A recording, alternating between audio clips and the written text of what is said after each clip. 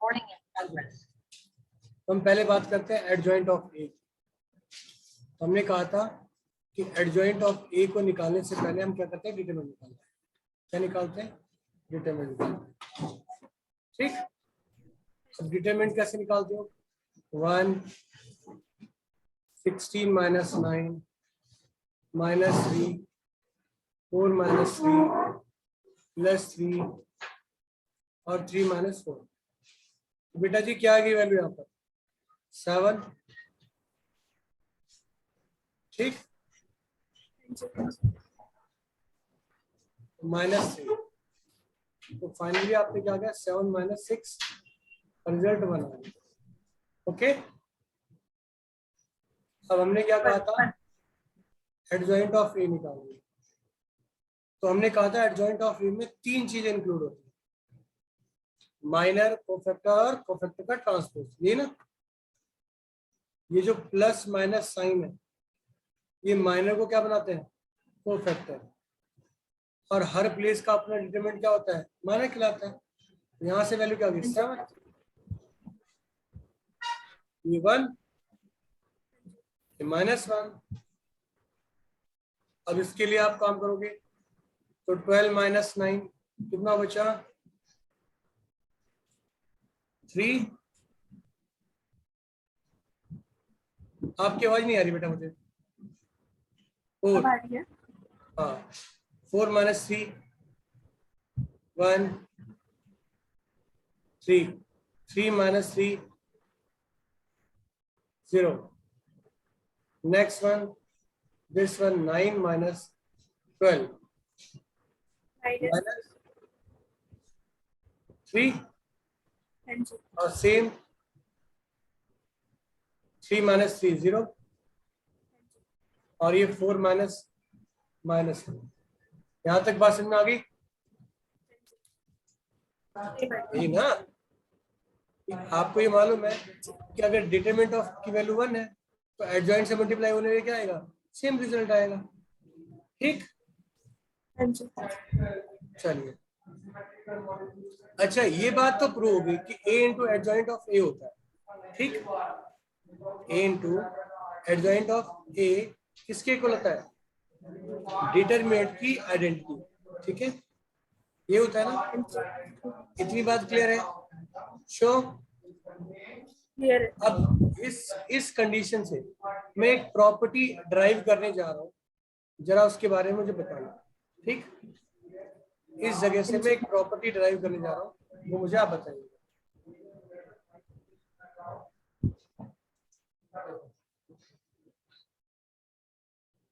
A into adjoint of ए, आपने बताया कि डिटरमिनेंट है आई की फॉर्म। कहने का सेंस ये हुआ कि A into adjoint of A is equal to a matrix which is designed by identical but identical value is not 1, that is a determinant of A। इतनी बात क्लियर है या नहीं? क्लियर है? नेक्स्ट, अब मैंने एक प्रॉपर्टी आपको लिखवाया था। उस प्रॉपर्टी में मैंने क्या लिखवाया था कि ए एडजॉइंट ऑफ ए का डिटरमिनेंट अगर मैं यहां लगाऊं तो यहां भी क्या लगेगा? यही लगेगा ना। ठीक, अगर आप ऐसा करते हो तो यहां से मैं डिटरमिनेंट ऑफ ए कॉमन निकालूंगा। कितनी बार कॉमन निकालूंगा बेटा? 3 बार। तो मेरे पास क्या मिलेगा?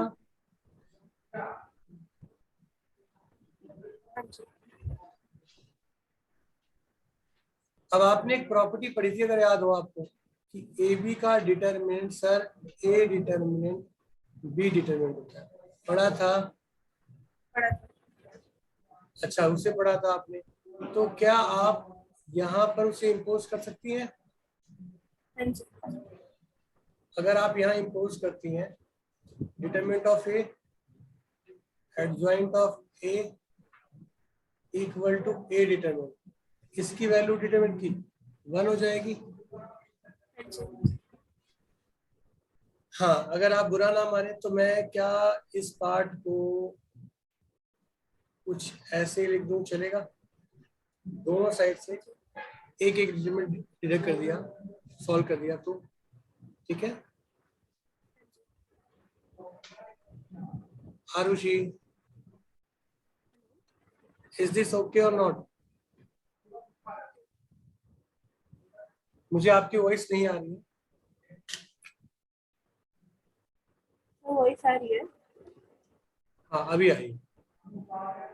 कुछ नेटवर्क इशू क्या आप क्या वॉइस बार बार? आज थोड़ा नेटवर्क इशू है। चलिए, अभी ओके है यहाँ तक? हाँ जी। अगर यहाँ क्लियर है तो आपको नजर आ रहा होगा ये एक प्रॉपर्टी है ना? प्रॉपर्टी हाँ जी। यही तो थी प्रॉपर्टी जो हमने डिस्कस की थी। हाँ ये जी। 3/3 था तो n-1, तो फाइनली हमने क्या कंसीडर किया?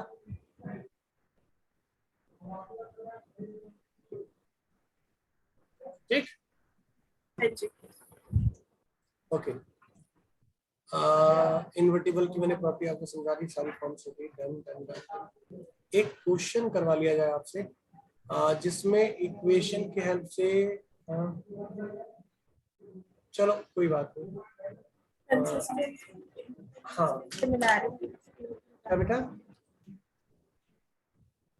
कंसिस्टेंट इनकंसिस्टेंट वाला कॉन्सेप्ट कर रही हाँ, है। Thank you. मैं भूल गया था, मुझे लग रहा था कुछ मिस तो हो रहा है। चलिए, धन्यवाद। अभी बताते हैं।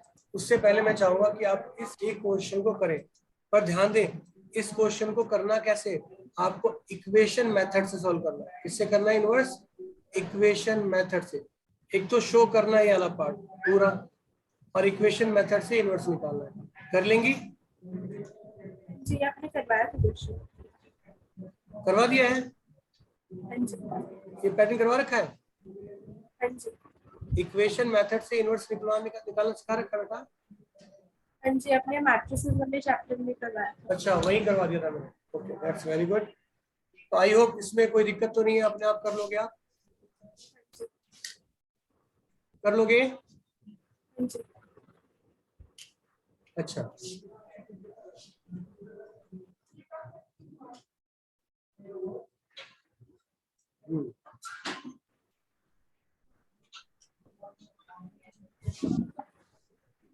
अच्छा, ये वाली प्रॉपर्टी मैंने लिखवाई थी बेटा आपको, एक मिनट दिखना।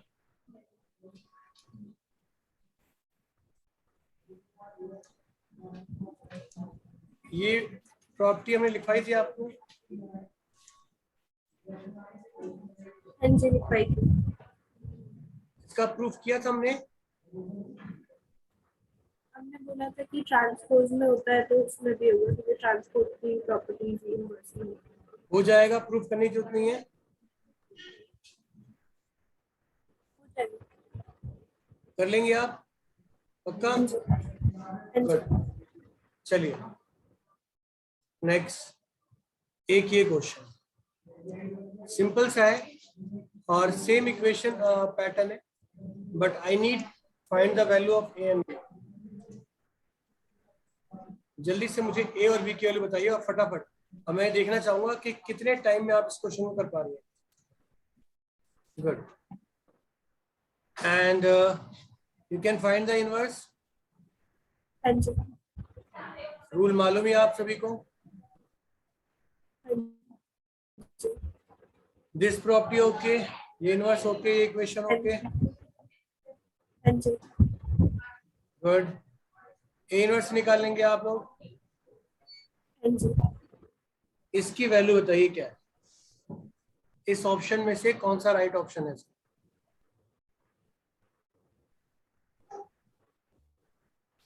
B option. Very good. और लास्ट 18 क्वेश्चन।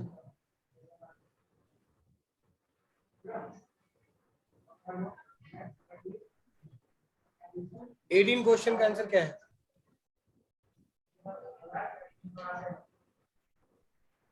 डीईटी ए माइनस मतलब? हाँ जी बेटा। डीईटी मतलब डीटी मतलब डिटरमिनेंट। Of A inverse.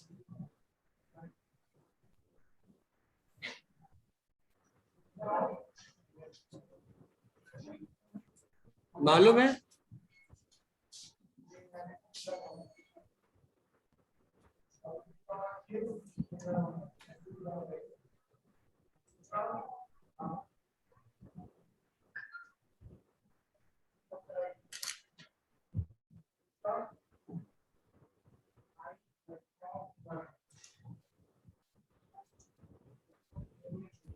अभी स्क्रीन दिखाई दे रही है? हाँ जी। उसका आंसर नहीं मालूम था? चलिए अब एक छोटा सा गेम करते हैं। आपको बताता हूं कि ए इनवर्स का ट्रांसपोज, ये प्रॉपर्टी है, नोट कर लीजिएगा, वो होता है ए ट्रांसपोज के इनवर्स के, यानी ए बी ए इनवर्स का ट्रांसपोज ए ट्रांसपोज के इनवर्स के इक्वल होता है। यहां से एक और प्रॉपर्टी बनती है कि किसी डिटर्मिनेंट का की वैल्यू उसके ट्रांसपोज के डिटर्मिनेंट के इक्वल होती है। ये दो बात समझ में आई नहीं आई? आ गई? ये दोनों बात क्लियर है? कि किसी मैट्रिक्स का ट्रांसपोज हो, सॉरी डिटरमिनेंट हो, या किसी ट्रांसपोज मैट्रिक्स का डिटरमिनेंट हो, उसका वैल्यू क्या होगी? सेम आएगी। ठीक है, उसकी वैल्यू क्या आएगी? सेम आएगी। क्यों आएगी? क्योंकि आपने पढ़ा था डिटरमिनेंट आप किसी भी रो से निकालो या किसी भी कॉलम से निकालो, क्या आता है? सेम आता है ना? Good, so that's why this is okay. Next, ए का ए इनवर्स, अब ध्यान देना, उसने हमसे क्या दिया? Determinant of A inverse. That is what, अगर इसे कहा जाए तो कुछ ऐसा कहा जा सकता है ना? हाँ या ना बेटा? और पता है आप इसको ना आप ऐसे भी लिख सकते हो, और अगर ये कंडीशन है तो उसे 1 डिटरमिनेंट लिख सकते हो, और फाइनली से डिटरमिनेंट ऑफ ए भी लिख सकते हो। इतनी बात क्लियर हुई या नहीं हुई? ये इंपॉर्टेंट फैक्ट है, एग्जाम में पूछा सकता है। क्लियर है? Good one. चलिए अब हम बात करते हैं कंसिस्टेंट और इनकंसिस्टेंट के बारे में। किसके बारे में? कंसिस्टेंट और इनकंसिस्टेंट। पर मैं ना कंसिस्टेंट और इनकंसिस्टेंट को समझाने से पहले ना एक लीनियर फॉर्म समझाना चाहता हूँ। पहले एक लीनियर फॉर्म समझाते हैं, उसके बाद कंसिस्टेंट और इनकंसिस्टेंट को डिटेल में डिस्कस करेंगे, ठीक? और फिर हम एप्लीकेशन भी करेंगे इस फॉर्म्स के बारे में। ओके, एक मैट्रिक्स मेथड करते हैं, और उसे करने के बाद जितनी भी फॉर्म्स हैं इससे रिलेटेड वो सारी डिटेल डिस्कशन करेंगे। Okay,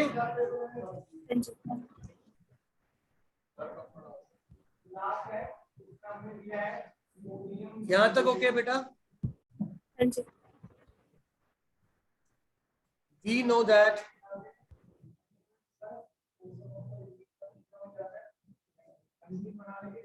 matrix form AX equal to B,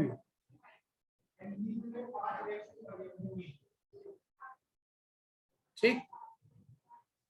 वहां से हमें A क्या मिला?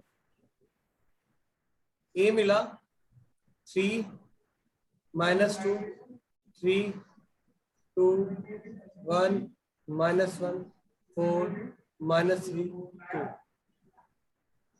और सेकेंड आपके पास x y z, और b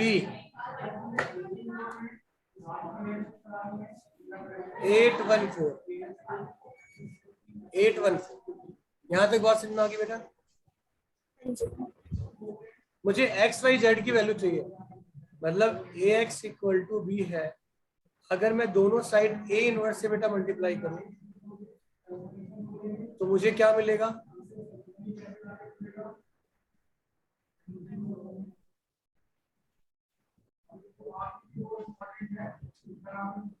ठीक है, x equal to A inverse into B. Okay, where A inverse is what? 1 upon determinant of A into adjoint of A. अब मुझे ना यहाँ A इनवर्स आप जल्दी से निकाल के बताइए कि A इनवर्स इसका क्या होगा. इस पार्ट का A इनवर्स फटाफट सॉल्व करिए और मुझे बताइए.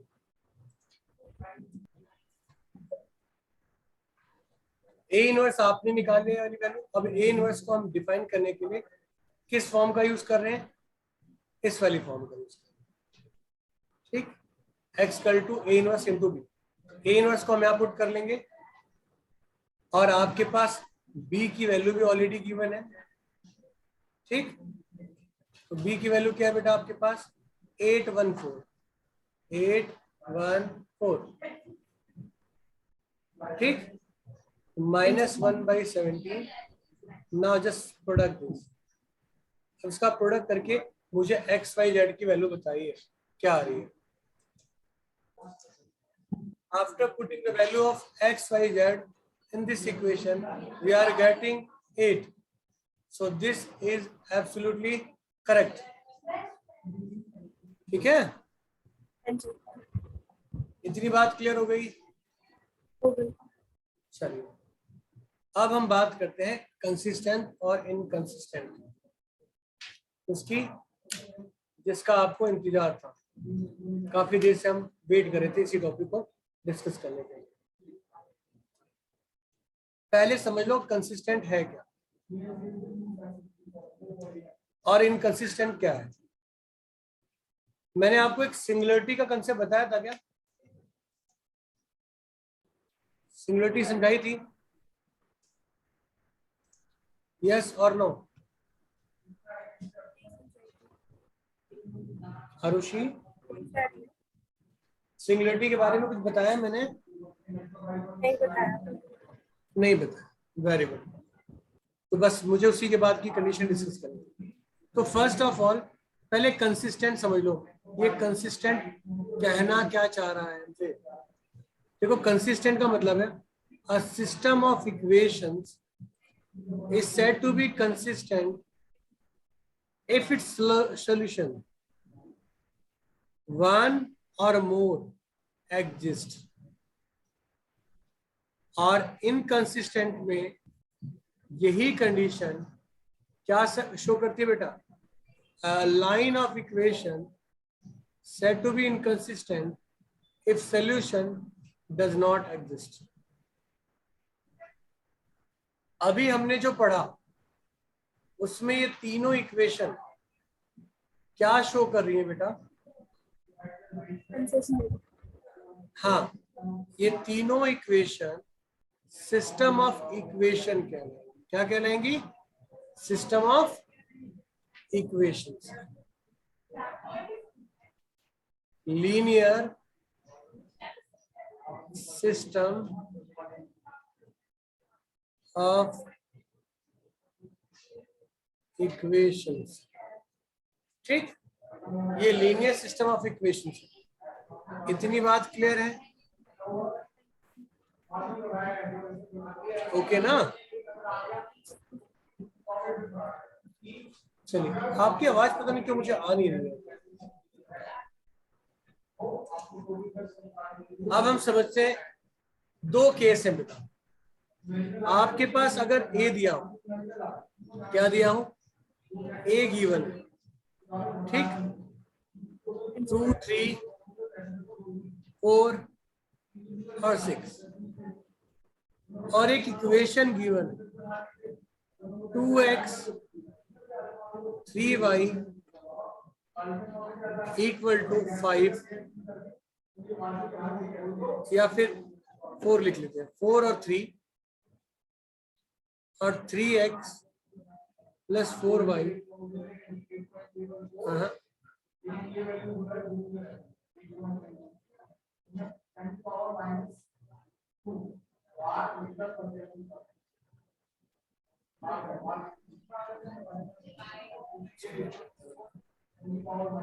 यहाँ 2 लेते हैं, यहाँ पर 9 लेते हैं, यहाँ 7। एक ये इक्वेशन ए दी हुई है और एक ये पार्ट, ये दो पार्ट है। मेरी बात समझ में आ रही बेटा? एक ए दिया हुआ है और एक ए दिया। अगर मैं इससे सॉल्व करता हूँ तो भी मुझे एक मैट्रिक्स मिलेगी, ठीक है? इसका नाम ए ले लो या बी ले लो, डजंट मैटर। इसको मैं बी मान लेता हूँ या इसको सी मान लेता हूँ। तो यहाँ से 2, 3, 6, 9, यहाँ पर x क्या होगा लीनियर सिस्टम के हिसाब से? x y, और b क्या होगा? 5 7। अगर मैं इसका इनवर्स निकालता हूँ, c का इनवर्स, तो 1 determinant of c adjoint of c होगा ना? तो बेटा यहाँ जो डिटरमिनेंट ऑफ c होगा उसे चेक करते हैं। तो ये क्या होगा? 2 × 6 - 3 × 4, दैट इज 12 - 12। ये वैल्यू क्या आ गई? 0। क्या आ गई? वैल्यू क्या आ गई? 0 आ गई। 330।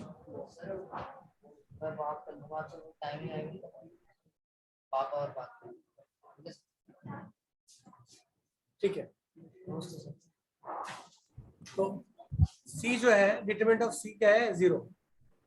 तो इस कंडीशन को हम बोलते हैं सिंगुलरिटी। क्या बोलते हैं? सिंगुलर। अगर डिटरमिनेंट 0 आ जाए, क्या आ जाए? 0 आ जाए। आरुषि समझ में आ रहा है बेटा? तो इसे क्या बोलते हैं? सिंगुलर क्या? और आपको बता दूं, अगर ये कंडीशन सिंगुलर होती है तो यहाँ इनवर्स नॉट पॉसिबल होगा, ठीक है? Not possible. Invert not possible. बेटा आपने ये समझना है कि अगर ये सिंगुलर है तो ये इनवर्स नॉट पॉसिबल है, पर अगर वो सिस्टम ऑफ इक्वेशन से निकला, किससे निकला? सिस्टम ऑफ इक्वेशन से निकला। ध्यान रखिएगा, वो डायरेक्ट एक मैट्रिक्स गिवन था। इसमें क्या था? ये डायरेक्ट मैट्रिक्स गिवन था। यहाँ सिस्टम ऑफ इक्वेशन से हमने मैट्रिक्स निकाला है। अगर यहाँ पर डिटरमिनेंट 0 होता है, जैसे यहाँ पर क्या हो गया? 18 - 18 0 हो गया, तो ये भी सिंगुलर ही कहलाएगा, ये सिंगुलर ही कहलाएगा। बट इस क्वेश्चन में हम ये नहीं कह सकते कि इसका आंसर पॉसिबल नहीं है। यानी we will try to find the inverse by other condition. उसके बारे में आगे बताने से पहले मुझे ये बताना जरूरी है कि दोनों केस में डिटरमिनेंट निकाला, दोनों में 0 आया। अगर दोनों में 0 आया तो उसे हम क्या बोलेंगे? सिंगुलर। पर अगर वो केवल मैट्रिक्स से बनी कंडीशन है तो उसका आंसर पॉसिबल नहीं है।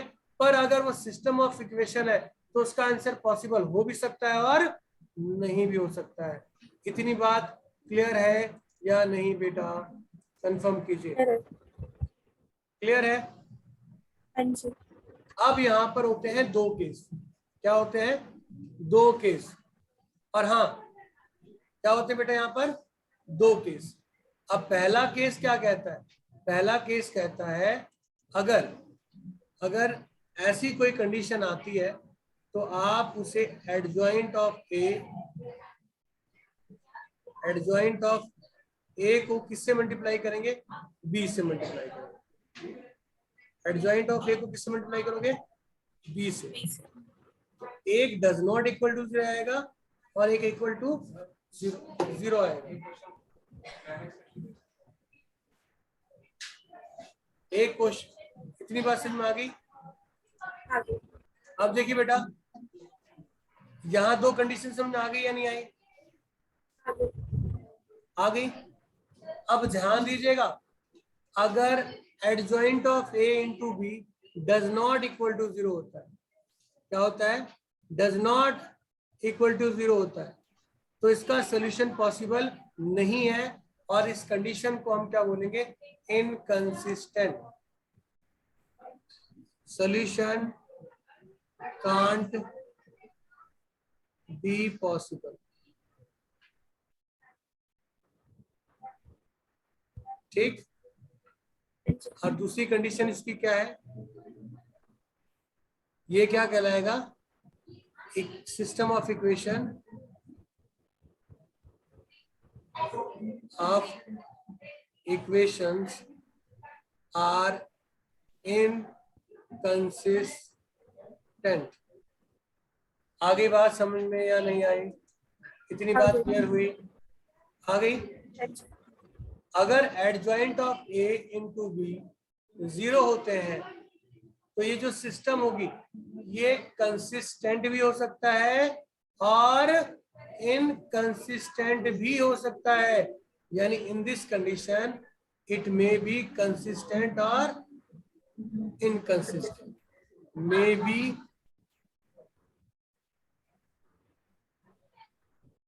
बी कंसिस्टेंट और इनकंसिस्टेंट। और यहां पर अगर वो कंसिस्टेंट हुआ तो सोल्यूशन निकलेगा, तो मैनी सोल्यूशन निकलेगा। कितना निकलेगा? Many solution. और अगर नहीं निकला, इनकंसिस्टेंट हो गया, तो नो सोल्यूशन। आई बात समझ में या नहीं आई? हो। अब ध्यान दो, अगर दोनों केस में ध्यान दीजिए, मैं दो क्वेश्चन की बात करूं। एक डायरेक्ट ए दिया हुआ है और एक सिस्टम ऑफ ए से आपने ए निकाला। अगर दोनों के डिटरमिनेंट 0 नहीं है, अगर दोनों के डिटरमिनेंट 0 नहीं है, तो हम उसे क्या बोलेंगे? सीधा बोलेंगे कंसिस्टेंट। क्या बोलेंगे? कंसिस्टेंट। काम खत्म। अगर कंसिस्टेंट होंगे तो पहले वाले में जहां मैट्रिक्स सहित दे रखी है वहां इनवर्स पॉसिबल है। ठीक बेटा? और यहाँ पर पूरा सिस्टम अपना सोल्यूशन देगा, और कितने सोल्यूशन देगा? एक सोल्यूशन देगा। इतनी बात समझ में आ गई? हाँ या ना? ठीक। अगर डिटरमिनेंट इक्वल टू 0 आ गया, अगर इक्वेशन में आता है, सॉरी केवल मैट्रिक्स में आता है, तो वो क्या हो जाएगा? सिंगुलर हो जाएगा और उसका इनवर्स पॉसिबल नहीं होगा। ठीक। पर अगर वो सिस्टम ऑफ इक्वेशन में आता है और डिटरमिनेंट 0 हो गया, तो उसके बनेंगे दो फेज। एक adjoint of A into B होगा जो डज नॉट इक्वल टू 0 होगा, और एक adjoint of A into B होगा जो इक्वल टू 0 होगा। अगर नॉट इक्वल टू 0 हुआ तो क्या होगा बेटा? वहां पर सोल्यूशन पॉसिबल ही नहीं है और उस पूरे सिस्टम ऑफ इक्वेशन को हम क्या बोलेंगे? इनकंसिस्टेंट। अगर determinant of A into B equal to 0 हो गया तो वहां पर कंसिस्टेंट भी हो सकता है और इनकंसिस्टेंट भी हो सकता है। अगर वो कंसिस्टेंट होता है तो मेनी सोल्यूशन निकलेंगे। कितने निकलेंगे? Many solution. अगर इनकंसिस्टेंट हो गया तो नो सोल्यूशन निकलेंगे। इतनी बात क्लियर हुई या नहीं हुई? तो कंसिस्टेंट इनकंसिस्टेंट समझ में आया?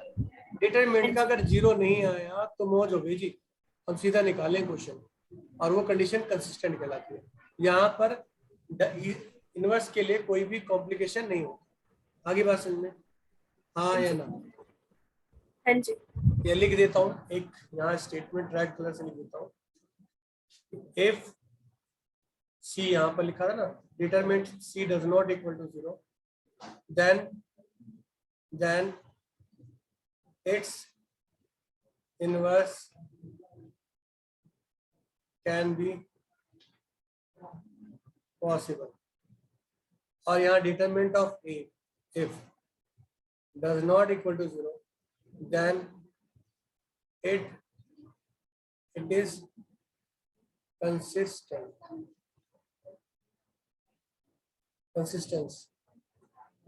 So its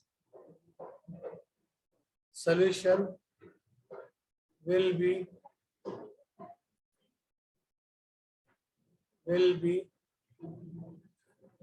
single. ठीक है, मतलब एक्स वाई जेड की सिंगल वैल्यू आ जाएगी। कितनी बात क्लियर हो गई या नहीं हुई? अगर नहीं हुई तो बताओ, अगर हो गई तो बहुत अच्छी बात है। क्लियर हो गई? चलो ठीक है, तो मैं स्क्रीन आपके साथ शेयर कर रहा हूँ।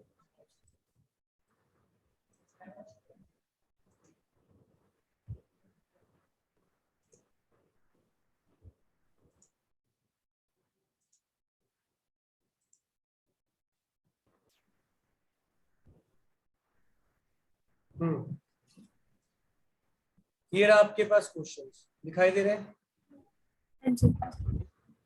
First, second, third, fourth, fifth, six, इनमें पहले 6 क्वेश्चनों में कंसिस्टेंसी और इनकंसिस्टेंसी चेक करनी है और इसके बाद में सॉल्यूशन निकालना है। तो मैंने सॉल्यूशन निकालना सिखाया है, पर उसमें और भी हम काम करेंगे, पर उससे पहले रिक्वेस्ट है कि आप एक बार ट्राई करके जरूर आना। ठीक है, हमारी जो नेक्स्ट क्लास होगी उस क्लास तक आप ट्राई जरूर कर लेना एक बार। ठीक, तो आज हम यहीं पे वाइंड अप कर रहे हैं। आप इन क्वेश्चंस को करेंगी, इसमें सॉल्यूशन करने का तरीका बता दिया मैंने इनवर्स निकालने के लिए लास्ट क्लास में समझाया था ना कि पूरा लिखना कैसे, बताया था ना। तो उस पूरे प्रोसेस का यूज करना बेटा यहाँ पर सॉल्यूशन करते समय। ठीक है, consistent, inconsistent solution of system of equation we discussed today. Okay, तो आशा करूंगा कि आप कम से कम एक्सरसाइज 4.6 तक नेक्स्ट क्लास में कवर कर लेंगे। We will discuss other things in a next class. Okay, okay बेटा, bye bye, take care, thank you so much.